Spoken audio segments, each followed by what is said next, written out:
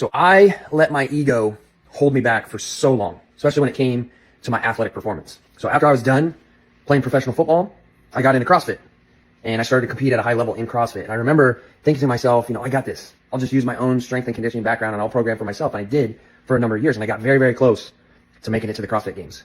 But as the years went on, I started to fall further and further back from qualifying for the games.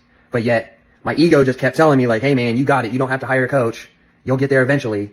Because here I was programming for hundreds of athletes in my gym. I was programming for hundreds of athletes online and I was helping them reach higher levels of performance. But when it came to my own stuff, I was just kind of piecing things together and trying to figure it out. And it was just this ego blinding me and holding me back from success. And I see this happen to so many men. I was just having a conversation with another coach who was a strength and conditioning coach at the collegiate level. But yet he's allowed himself to fall out of shape. He's walking around 40 pounds overweight. And it's the same thing that we all say to ourselves. I know what I need to do. Okay, if you truly knew what to do, you would have the results that you want right now. But it's not true.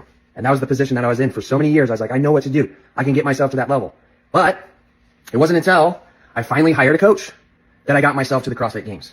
Got 7th in the world as a master's athlete, while being a father, while running 2 different businesses.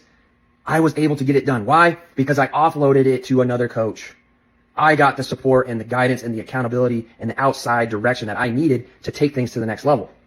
And a lot of men out there, especially fathers, when you can set your ego off to the side and you can just let go of the control. You don't have it all figured out. You don't have to have it all figured out.